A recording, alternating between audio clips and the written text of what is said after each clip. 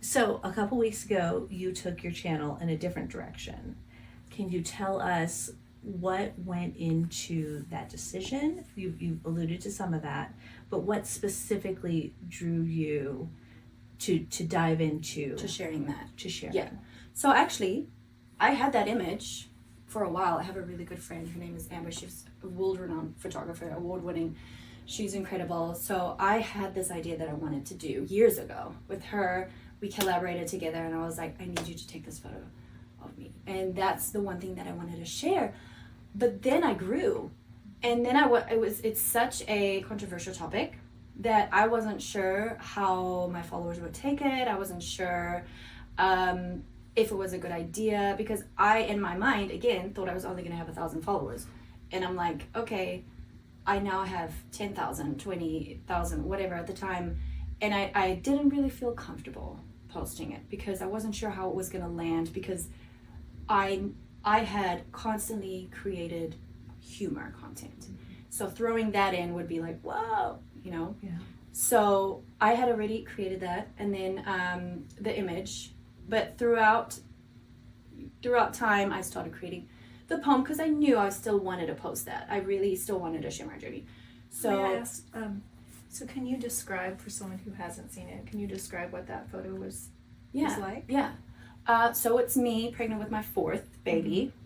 My fourth, she's 2.5 now. And I am holding 2 roses that are dead and 3 roses that are alive with the baby rose on the bottom, which is the 4th one that's about to be born.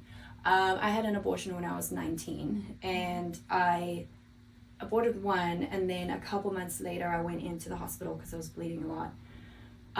They tested me and they were like, you're pregnant. And I was like, well, that's not possible because I just had an abortion. And they were like, okay. And then they did some more testing and stuff, and they had seen a fetus, and they were like, well, you're miscarrying the second one. So yeah, so I would have had 2 17-year-olds or 18-year-olds. So those roses were the 2 that passed, and then the 4 live roses are the babies that I have now. And So that was meaningful for you? Like, what do you do with that photo? Is that just something that you keep and you remember on a special date, or is that just something that you mark personally?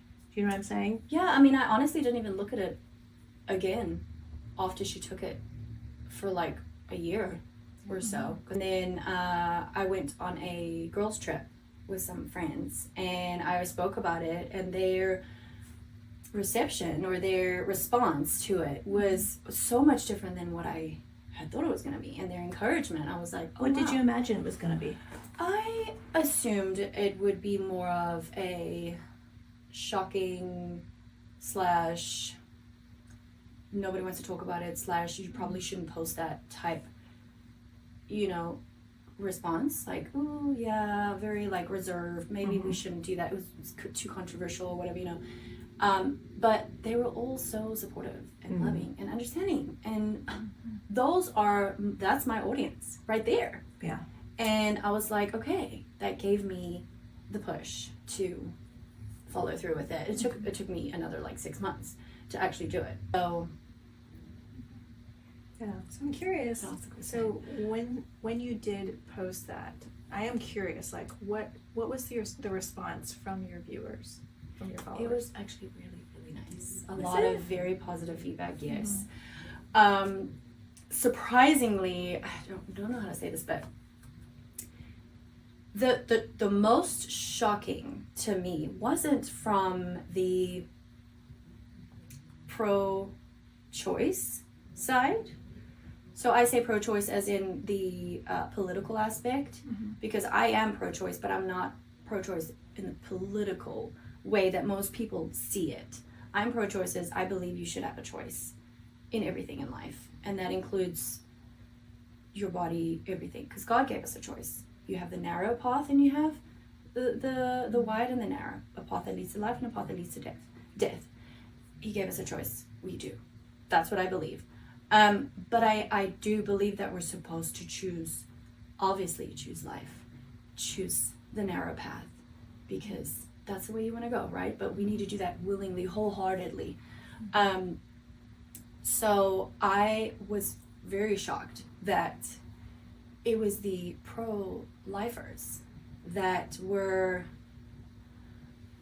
very almost upset that I wasn't more forceful with my message, more direct, in saying abortion is a sin, sin leads to death, you're gonna die, God hates sin, you are killing babies. Like, I wasn't direct enough with my message to these women when they are going through this, that they're not going to hear what you're saying. You're almost like you're being hypocritical because you're not saying it exactly how it's, supposed to be. And so that honestly took me back a lot. And one of the things that I feel like with people being different is that we all have a different understanding of how to deal with others, or a different understanding of what other people are going through and how to approach that. And I'm not upset with them for the way they're handling it, because I realize that they don't understand. They don't understand where the person who is going through that in their life right now, where they are. They don't understand that there are certain circumstances that will lead to this, and it's unfortunate events that, and all of these things that, and it might not be, it might just be someone who doesn't truly believe, but still, a person who is that strong in the faith doesn't understand why that person doesn't believe. They just don't understand.